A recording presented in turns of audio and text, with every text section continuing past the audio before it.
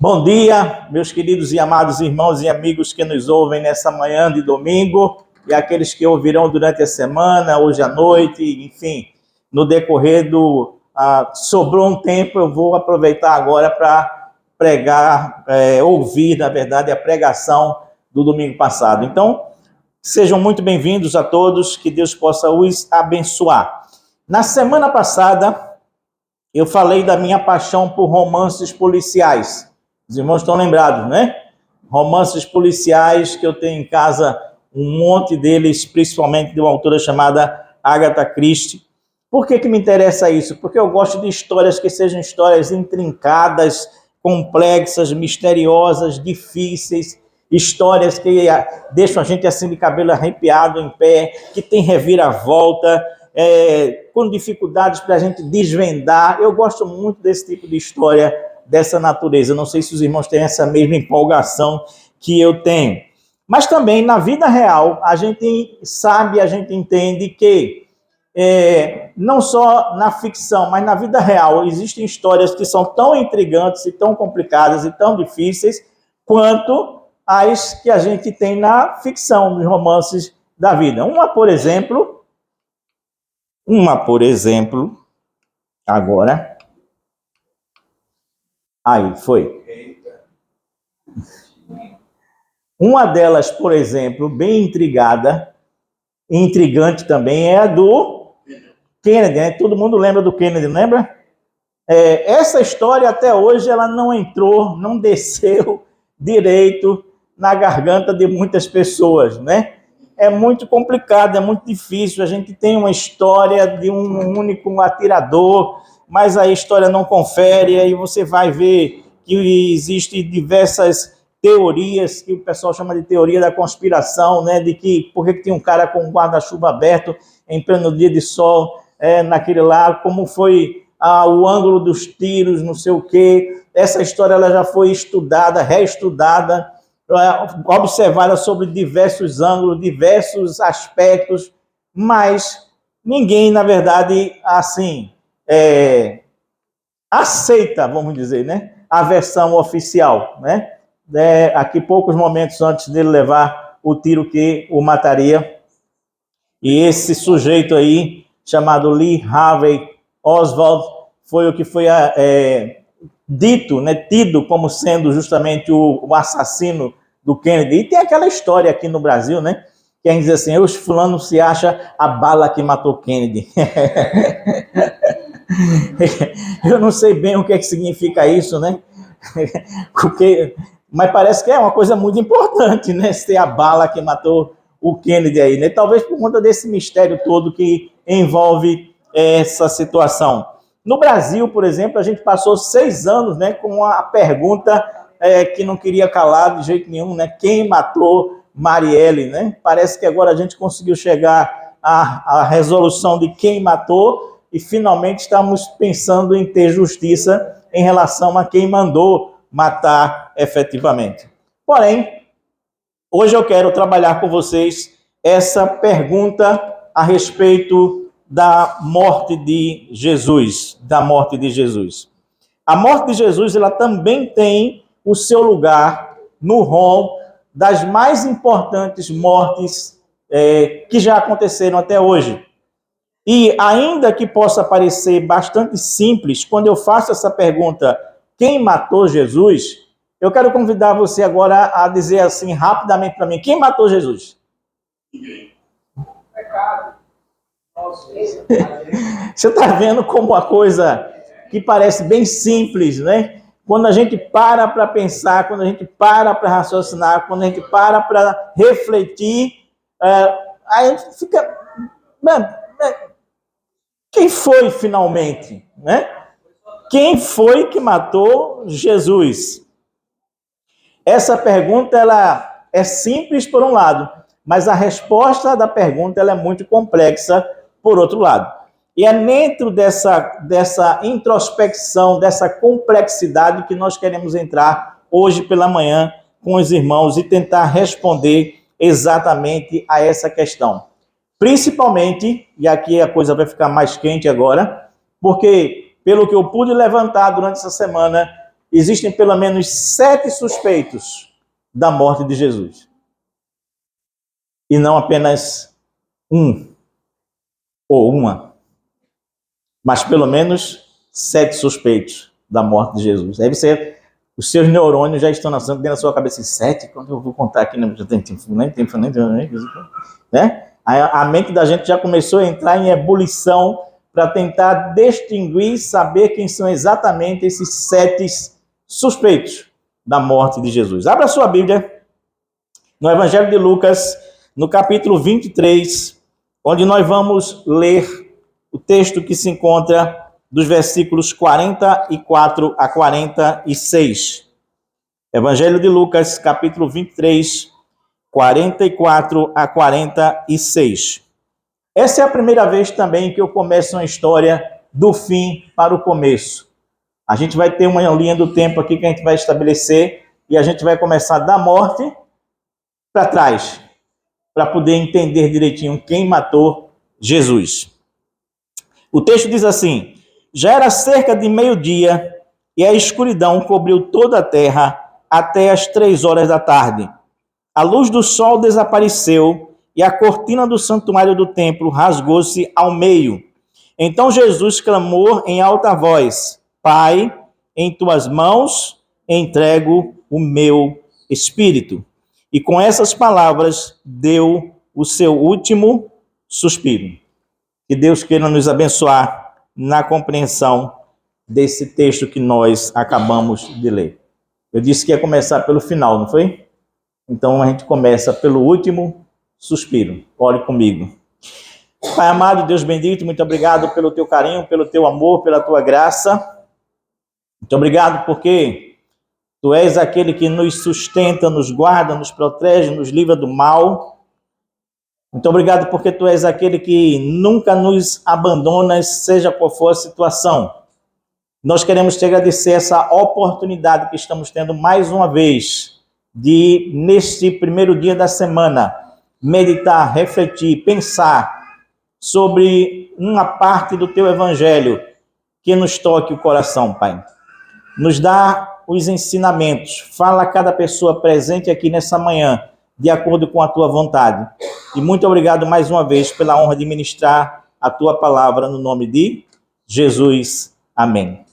Bom, alguém já disse, inclusive aqui, quando eu fiz aquela pergunta inicial, que o responsável pela morte ou os responsáveis pela morte de Jesus foram os soldados romanos, beleza? Os soldados romanos.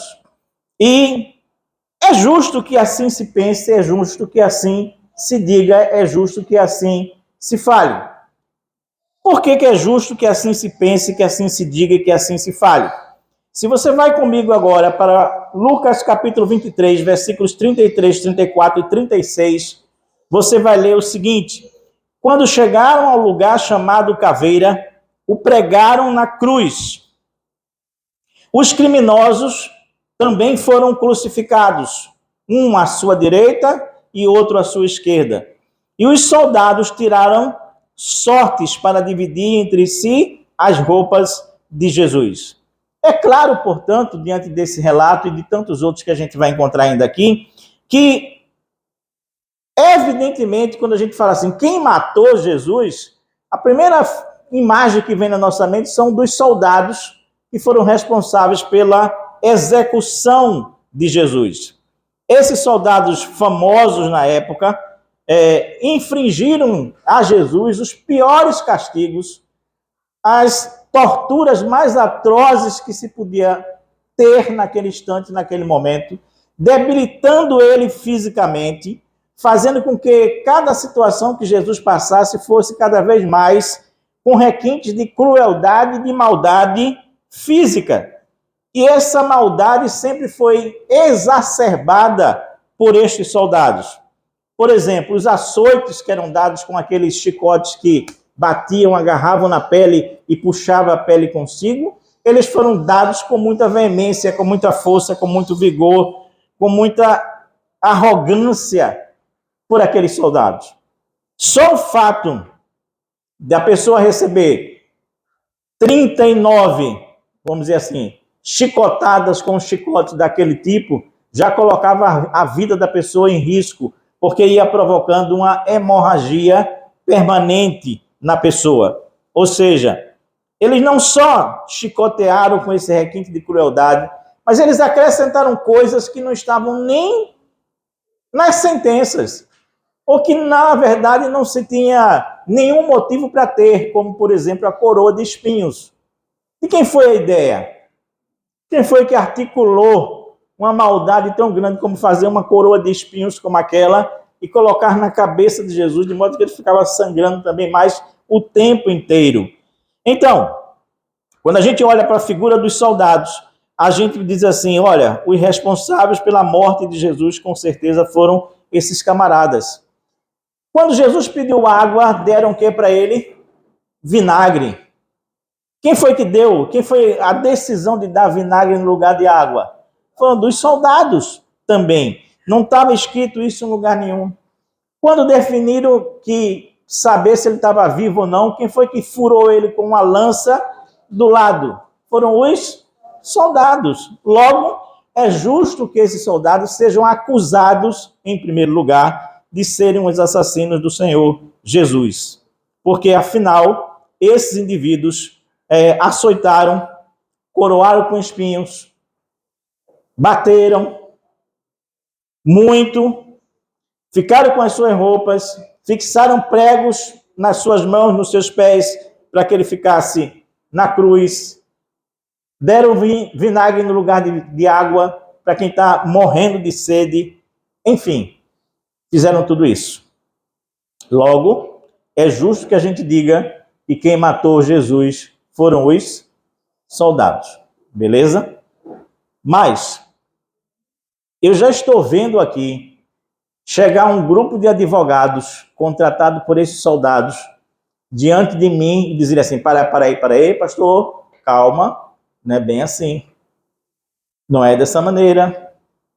Veja bem, os soldados estavam cumprindo ordens. Logo, eles não têm responsabilidade sobre isso, tá certo, minha advogada?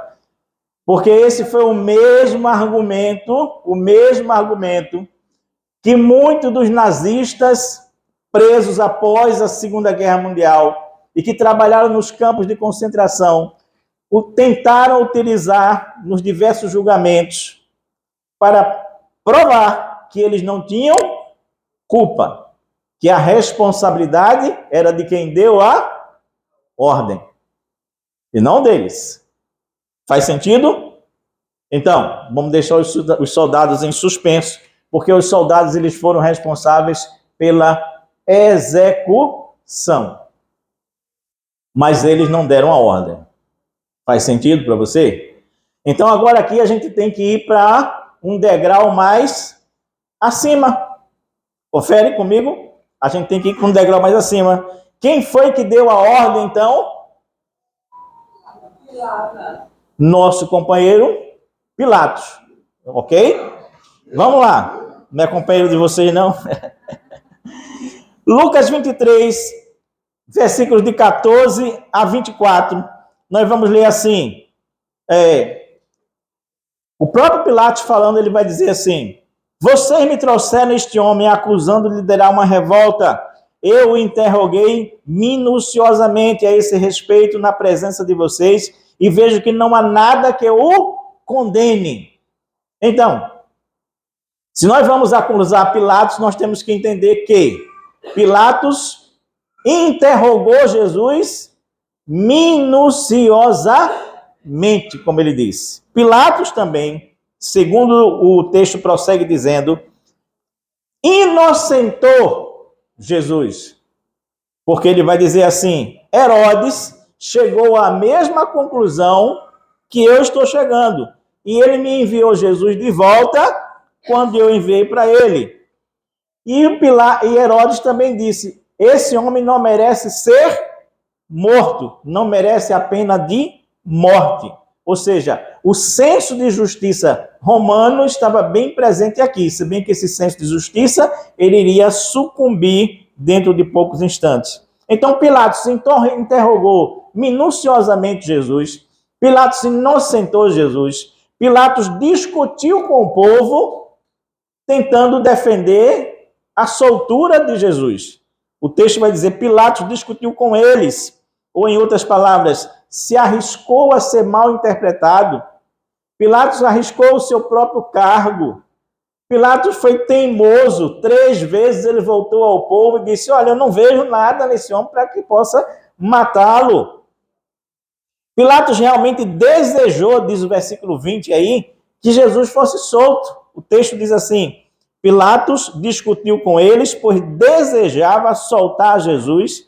Eles, porém, continuaram gritando, crucifica-o, crucifica-o, crucifica-o. Você está entendendo o que eu estou dizendo?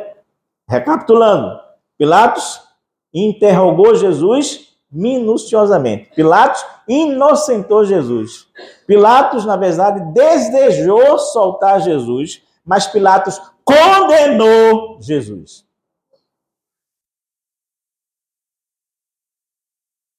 Porque a ordem final foi de quem? Foi de Pilatos.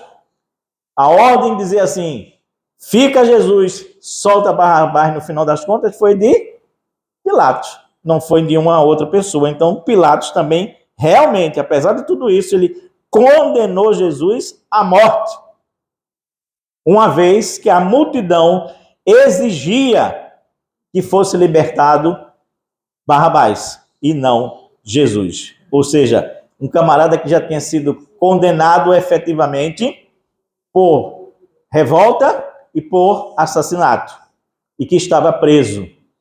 Mas foi esse que foi solto. Qualquer semelhança é mera coincidência, tá? Qualquer semelhança é mera coincidência com as histórias que a gente conhece por aí. Assim sendo, o culpado pela morte de Jesus é Pilatos. Concordam comigo? Afinal, a condenação foi dele. Estou certo? Não. Nessa hora, Pilatos vai olhar para a gente e ele vai dizer assim, peraí, devagar, comandou, antes de jogarem toda essa culpa nas minhas costas. Peraí. Não quero nem entrar na história do lava-mão, mas peraí. Um governante deve ou não deve fazer a vontade do povo? Não é isso que se prega numa democracia?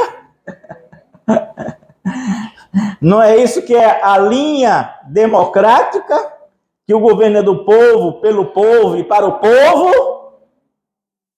Então, o que é que diz o texto aqui? O texto diz assim, a multidão gritava cada vez mais, crucificam, crucificam, crucificam, matam.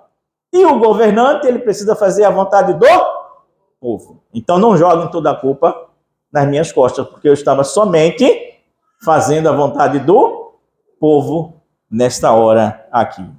Assim sendo, a vontade do povo, ela tinha que prevalecer. O texto aí diz assim, a multidão gritava cada vez mais, crucifica-o, crucifica-o, crucifica-o, e a frase final aqui na minha tradução diz assim, e o seu clamor prevaleceu. E o seu clamor prevaleceu. Logo, a gente tem que ter certa cautela ao dizer que foi Pilatos o responsável pela morte de Jesus, porque Pilatos está dizendo para a gente, eu não, foi o povo. Logo, a gente tem que também analisar o povo, não é verdade? Então vamos analisar o povo.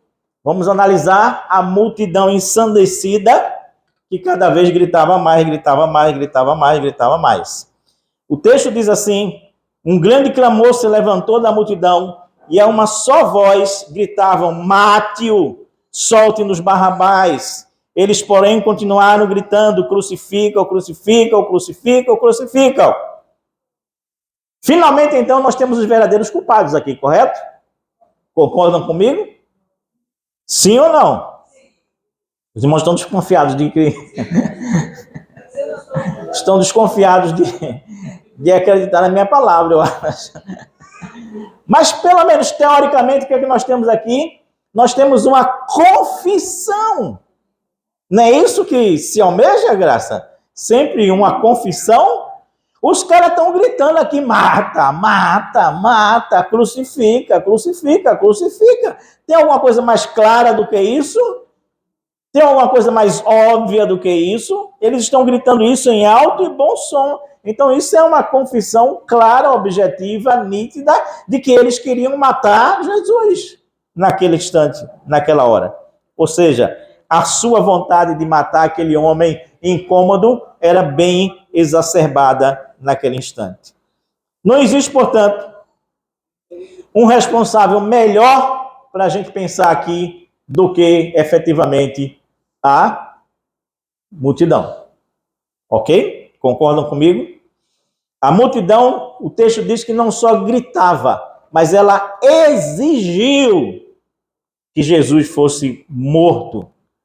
Exigiu é a palavra que a gente tem aqui. A multidão gritava cada vez mais alto, exigindo que Jesus fosse crucificado, e o seu clamor prevaleceu. Isto é, eles ganharam no grito.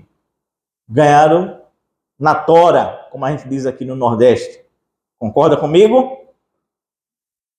Perfeito, então? Chegamos ao ponto final. Chegamos à linha final. Afinal, nós alcançamos uma confissão de alguém que quer matar o outro e que é provocador dessa morte efetivamente. Concordam? Afinal de contas, a palavra que define aqui é a palavra eleição. É ou não é? Eles elegeram matar Jesus e soltar Barrabás. A escolha foi de quem? Do povo. E o povo sabia que um ia para a morte e o outro ia para a liberdade.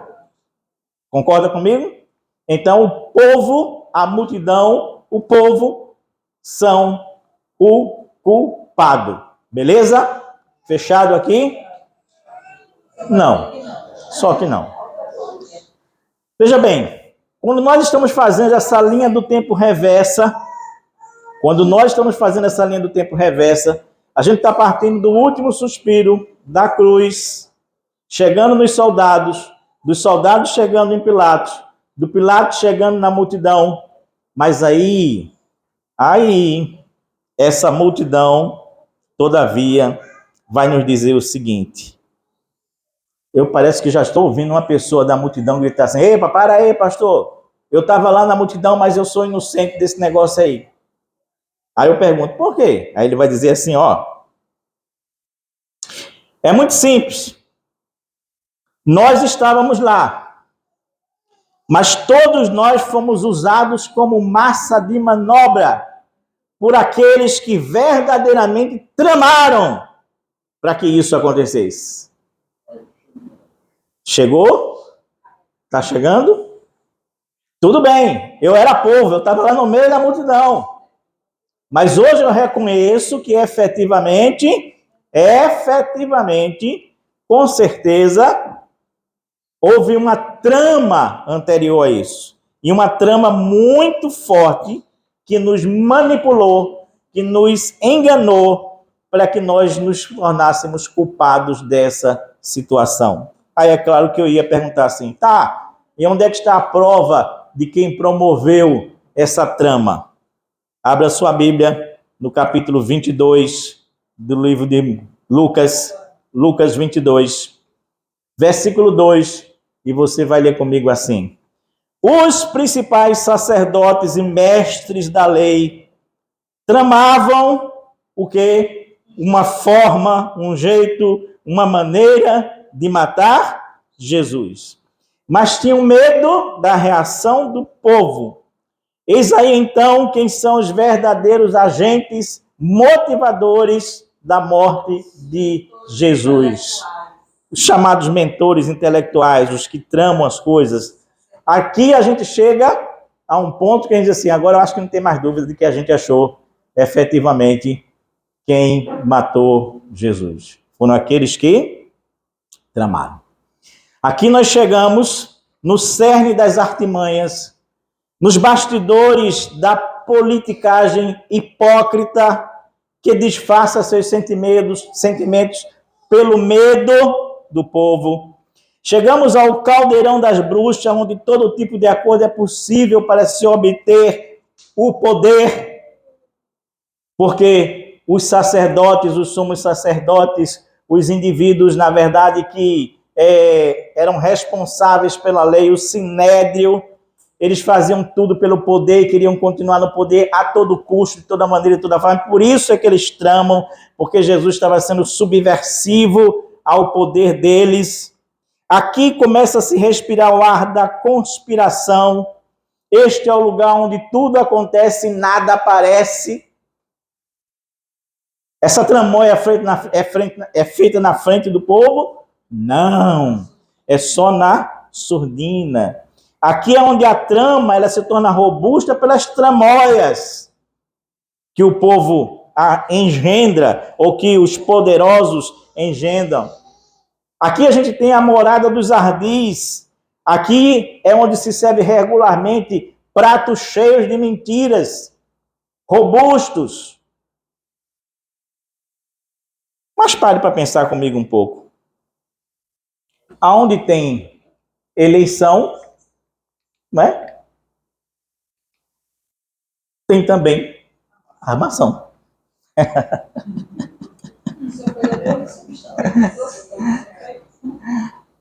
É justo eu dizer isso? É. Infelizmente é. Porque é muito difícil encontrarmos por aí eleições que sejam justas. Você quer uma eleição justa? Vá na Venezuela. Quer uma eleição justa? Vá votar na Venezuela, porque lá é certeza de que o seu candidato vai ganhar. Você pode ter certeza disso, porque aonde existe eleição, é possível que a gente encontre armação. Este é o pântano da política religiosa ou social. Essa é a areia movediça dos partidos e dos partidários. Besta, doido, é quem se mata por um partido ou por um político. É absolutamente insano você arriscar sua vida, amizades, pessoas, por um desgraçado que um dia diz assim: fulano quer voltar à cena do crime. Fulano não presta, fulano é um criminoso. Fulano é um horror. 5, 6 anos depois, fulano, eu estou com ele. Fulano é o meu presidente. E você se mata por um imbecil desse? Você se mata por uma ideologia manobrista dessa? Um pântano desses? Sinceramente. Se você tem que se matar, se mata por Jesus, pelo amor de Deus. Se mata defendendo Jesus. Mas não entre nessa areia movediça dos partidos e dos partidários, dos amigos dos amigos dos amigos, nessa terra da impunidade, nesse paraíso fiscal da honra e do caráter das pessoas. Isso não é negócio que se faça. Nesse terreno, Jesus tem dificuldade de andar. Nesse terreno, Jesus não anda. Não anda. Contudo, eu já imagino, como eu estou dizendo isso aqui, e eu estou falando dos poderosos da sociedade, daqui a pouco chega um escritório de advocacia aqui na minha porta, repleto de advogados, né, suprassumo do suprassumo, que vão me dizer assim: pera aí, pastor, não é bem assim como o senhor está dizendo. Vocês já esperavam por isso, né? Eles já estão dizendo assim: eu não vou levar essa culpa sozinho, de forma alguma. Tem que haver alguma brecha na lei aí que me permita sair dessa situação. É claro e evidente, né? Existe. Porque eles vão dizer assim: olha, nessa história toda existe uma peça-chave que se não existisse essa peça-chave, nada disso teria ocorrido. E mesmo que a gente tramasse, mesmo assim a gente não conseguiria realizar o nosso intento. E essa peça-chave se chama quem?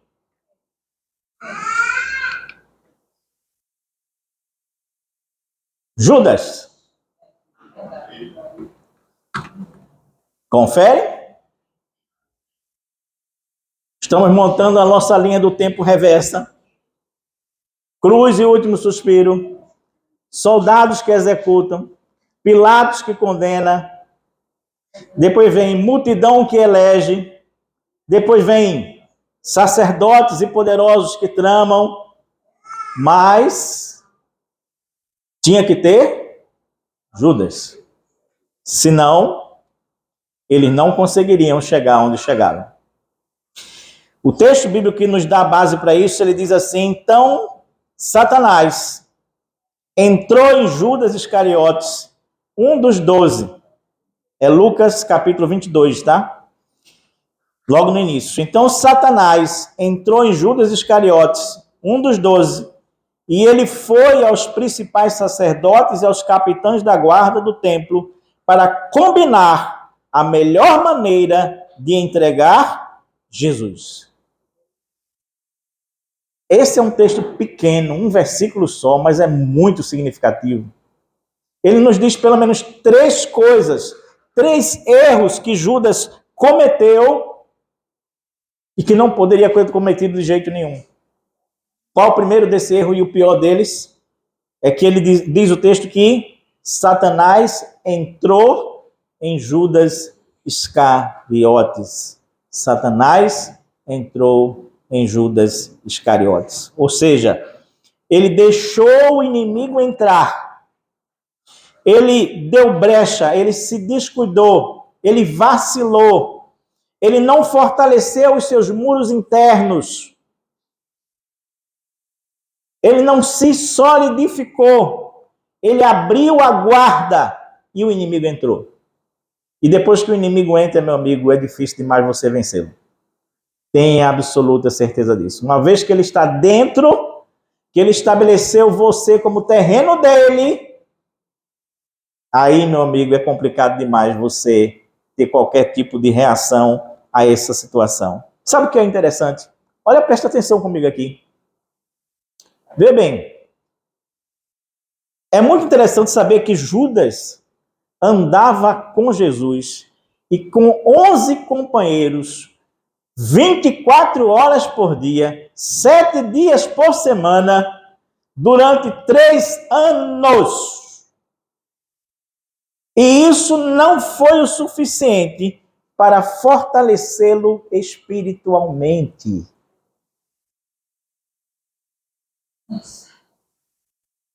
Você já tinha parado para pensar nisso?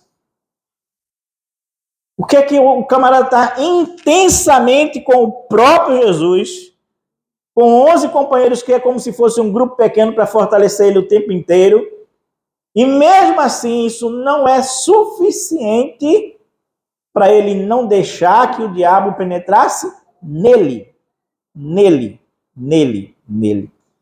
Judas, ele ouviu todos os discursos de Jesus. Judas, ele viu todos os milagres de Jesus, mas mesmo assim, isso não foi o suficiente para fortalecê-lo a ponto dele fechar as brechas para não deixar Satanás entrar nele. Isso quer dizer, sabe o que, meu querido irmão? Que nada supera a sua hora íntima com Deus, você e ele e você, e somente você e ele e você. Isso quer dizer que nada supera.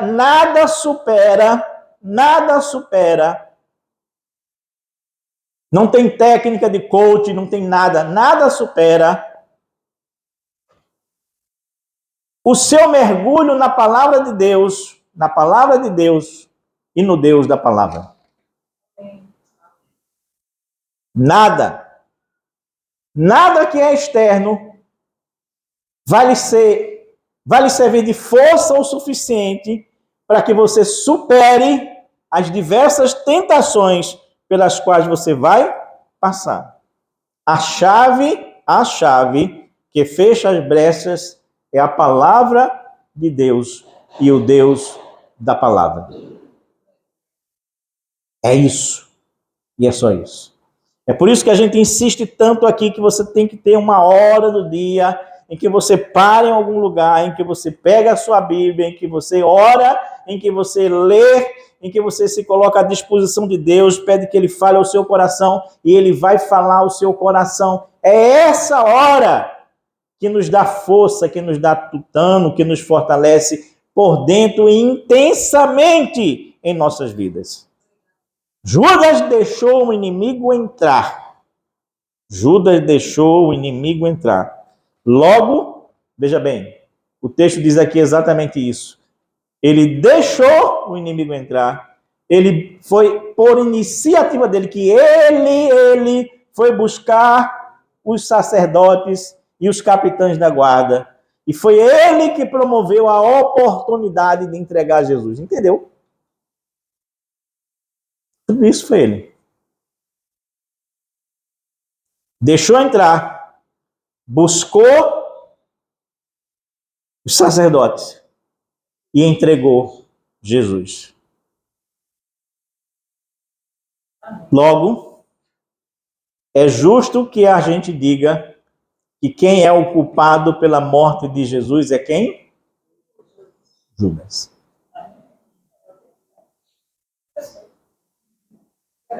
Concordam comigo? Agora foi?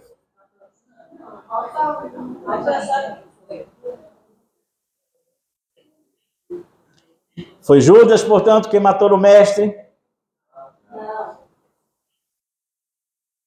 Acaba aqui em Judas quem matou Jesus. Eu quase que sou tentado a dizer que sim. Muito tentado a dizer que sim. Que foi dessa maneira. Mas Judas, ele poderia nos responder também. Assim como todos os outros nos responderam, ele também poderia responder. Ele poderia responder, como você está dizendo, a culpa é de Satanás, mas não é culpa de Satanás, porque foi ele que deixou Satanás entrar. Mas ele podia dizer exatamente assim: eu fiz o que eu tinha de fazer, porque eu estava predestinado para isso.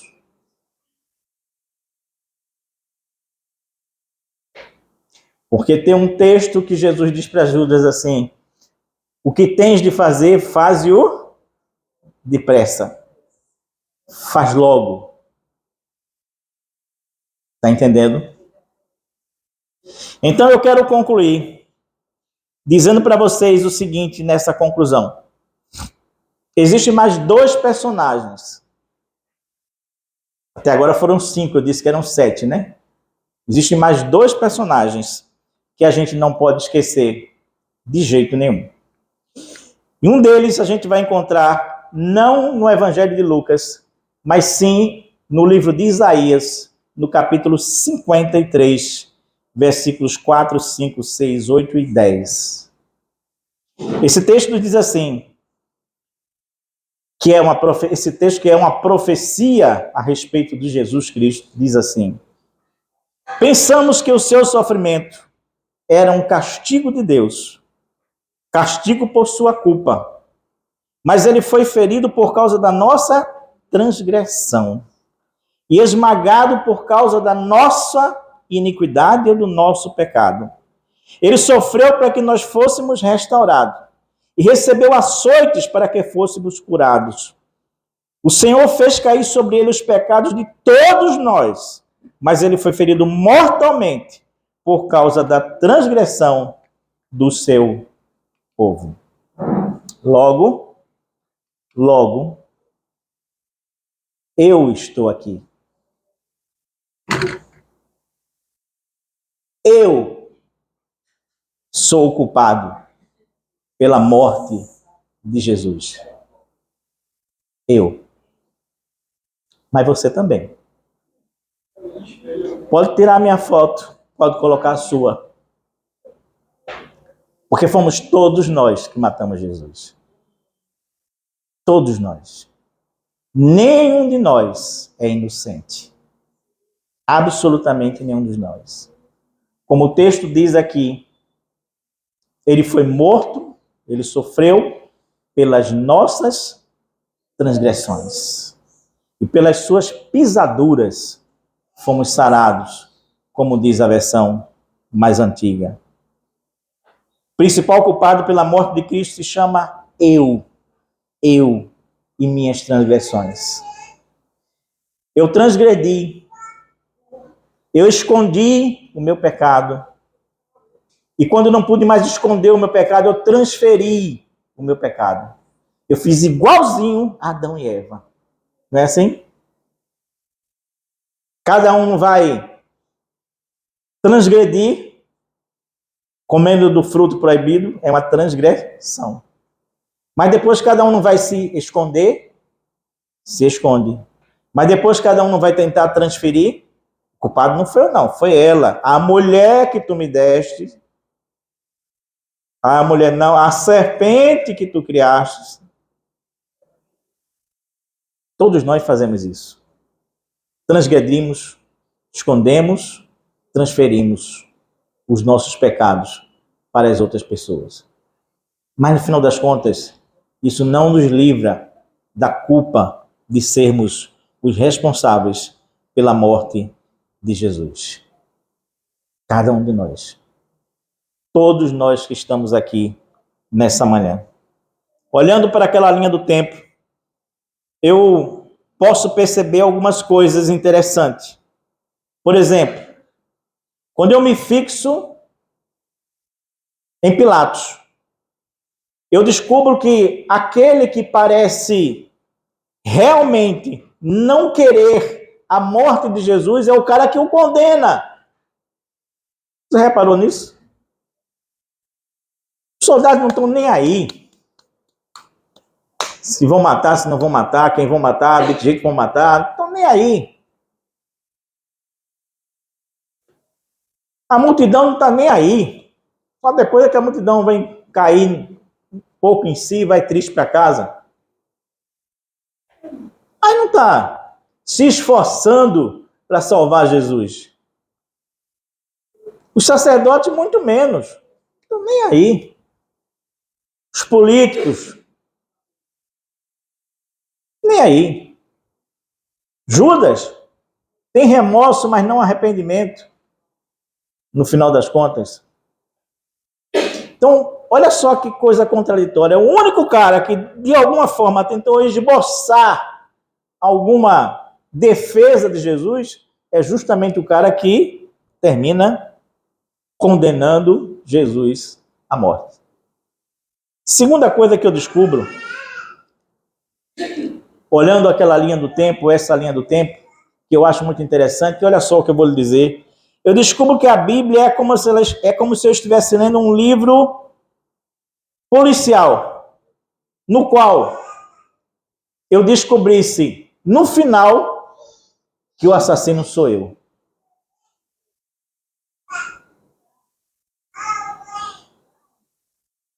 Não é interessante isso? Nem Agatha Christie escreveu isso, tá? É como se eu estivesse lendo um romance policial. Onde na última página, eu ansioso para descobrir quem é o bandido, quem é o assassino, quem é o criminoso, a cortina se abre e aparece a minha cara, a minha fisionomia lá, dizendo, você é o assassino. Você não sabia disso, não?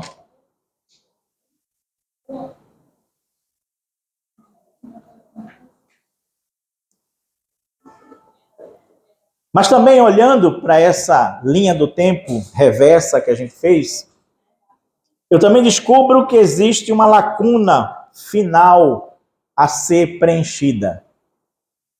Preste bem atenção em mim agora, porque foi aqui que eu pensei 2 ou 3 vezes se eu pregaria esse sermão ou não.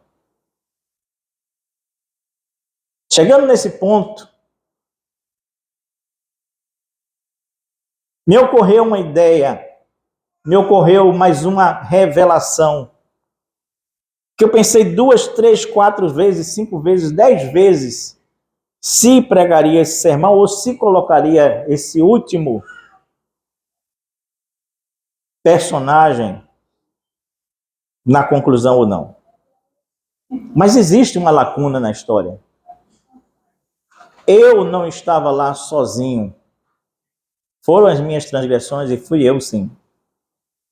E eu não tenho que colocar a culpa em ninguém. Mas eu não estava lá sozinho. E eu não estou falando de vocês. Eu estou falando de Deus.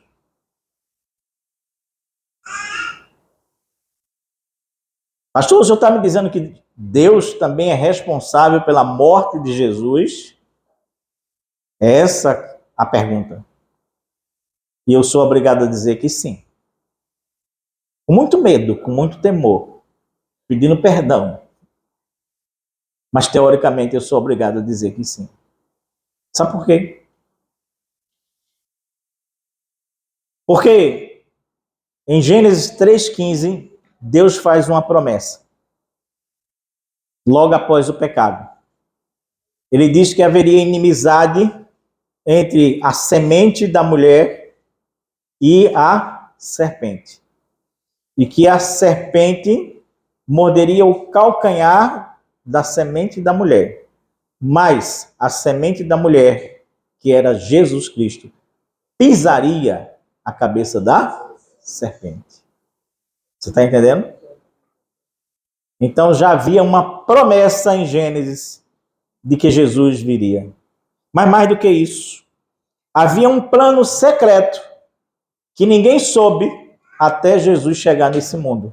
Efésios, capítulo de número 3, por favor, abra a sua Bíblia. Em Efésios, capítulo de número 3. E essa é uma coisa que eu vim descobrir agora há pouco, mas que é muitíssimo interessante. Efésios, capítulo 3.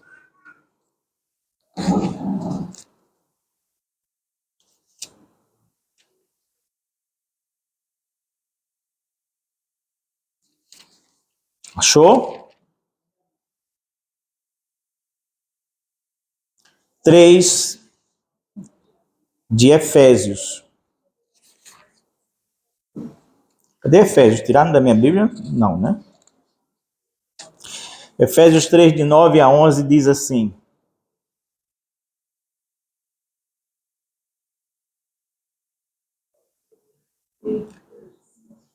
e de explicar a todos esse segredo que Deus, o Criador de todas as coisas, veja bem, manteve oculto desde o princípio, ou seja, desde a fundação do mundo. O plano de Deus era mostrar a todos os governantes e autoridades nos domínios celestiais, por meio da igreja, as muitas formas da sabedoria divina.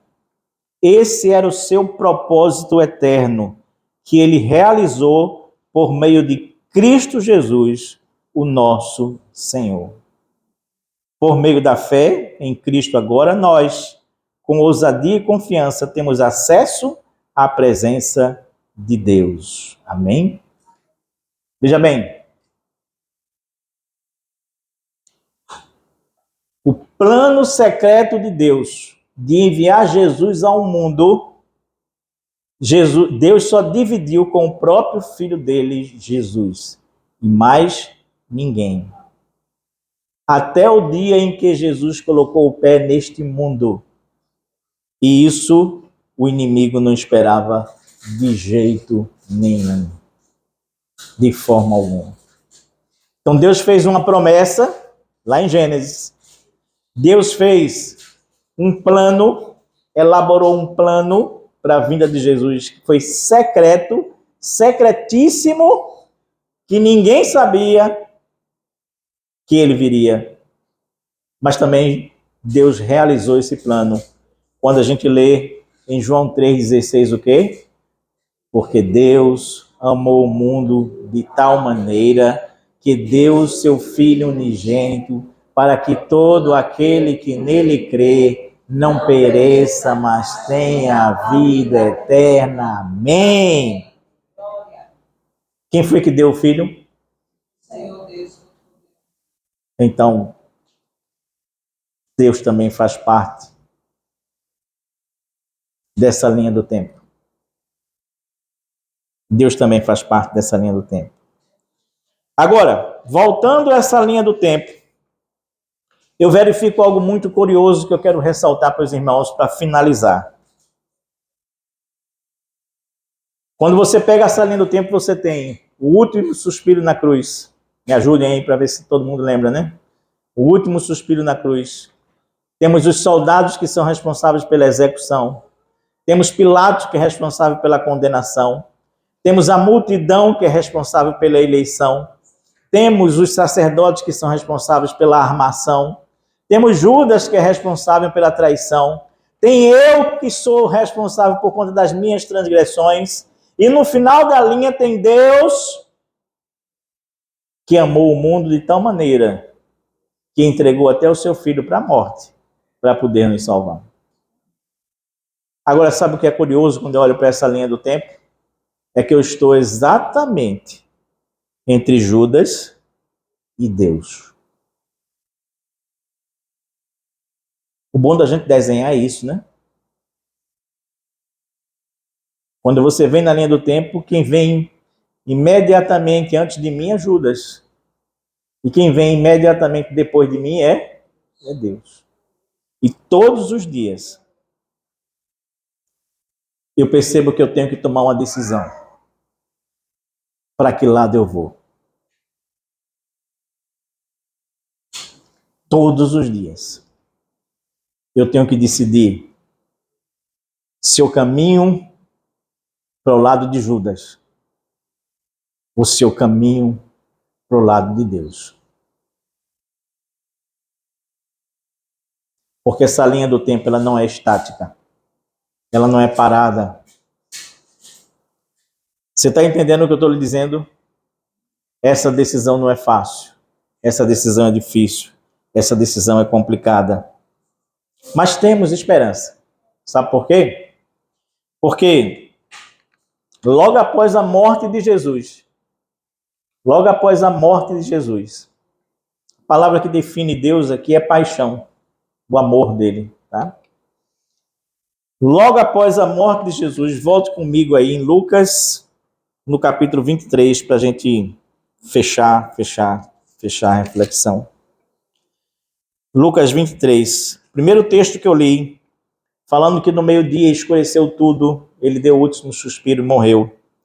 Em seguida, o versículo 4 vai dizer assim, aliás, 47 vai dizer assim: quando o oficial romano que supervisava a execução viu o que havia acontecido, ele adorou a Deus. Quando o centurião, o oficial romano, viu o que tinha acontecido, o último suspiro, ele adorou a Deus. Ou seja, é um soldado que se converte logo após a morte de Jesus. Se um soldado romano pode se converter, a gente pode também no nome de Jesus. Se um soldado romano pode encontrar salvação em meio àquele caos, a gente pode também. Se o amor de Deus pode se expressar dessa maneira tão contundente na vida de um bruto como era aquele cara, a ponto dele em seguida a não ouvir nada, mas simplesmente ver o testemunho dado por Jesus, ele adorar a Deus, meu irmão, meu amigo, adore a Deus no nome de Jesus. Amém e amém.